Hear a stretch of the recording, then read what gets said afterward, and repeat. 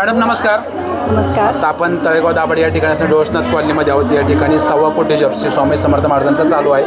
नक्की काय माहिती सांगाल, आपली ओळख सांगावी. नक्कीच. स्वामी ओम जयशंकर. मी सौ शुभांगी सुभाष शिरसाट.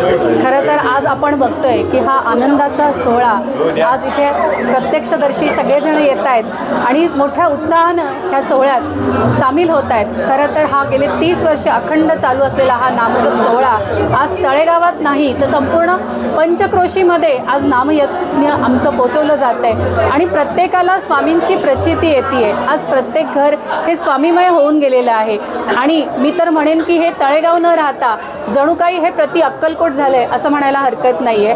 आज प्रत्येकाच्या घरामध्ये हा होणारा स्वामींचा जो कार्यक्रम आहे ह्याच्यामध्ये सकाळपासून स्वामींचं नामजप स्मरण केले जाते.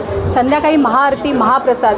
आज आपण बघतोय की प्रत्येकाला आज वेळ नाही आहे, पण आज आमच्या ह्या कार्यक्रमासाठी आवर्जून 5:30 कधी होत आहेत आणि कधी आम्ही सामुदायिक नामजपासाठी जातोय ह्यासाठी संपूर्ण भक्तजन, स्वामी भक्त हे मोठ्या संख्येने उपस्थित राहत असतात.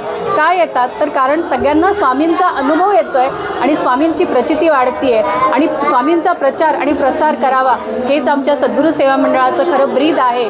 कारण आपण बघतोय की आज कोणालाही वेळ नाही आहे. आज आपण तीर्थयात्रेला जाऊ शकत नाही आहे किंवा प्रत्येक गोष्टीसाठी पैसा लागतोय, वेळ लागतोय, पण भगवंताच्या जवळ जाण्यासाठी कलियुगात सगळ्यात सोपं काय आहे तर नामस्मरण आहे. आणि आपल्यातला आणि भगवंतामध्ये असलेला खरा मेन दुवा जो आहे तो आहे नामस्मरण. आणि हे नामस्मरण घेण्यासाठी सगळेजण मोठ्या संख्येने स्वामी भक्त प्रत्येक घरामध्ये येत असतात आणि मोठ्या संख्येने हा नामजप यज्ञ सोहळा होत असतोय. हा गेले अखंड 22 दिवस अविरत चालू आहे आणि इथून पुढेही शेवटच्या म्हणजे अगदी 11 तारखेला जी गणेशजी खांडगे यांच्याकडे ह्याचा सांगता समारोह आहे. नक्कीच आमच्या अध्यक्षांनी आपणास सांगितलेलीच आहे माहिती, परंतु मी जास्तीत जास्त सर्व स्वामी भक्तांना विनंती करणार आहे की आपण सगळ्यांनी ह्या सोहळ्यात सहभागी व्हावं आणि ह्या सोहळ्याचे साक्षीदार व्हावं. स्वामी ओम जयशंकर. धन्यवाद मॅडम.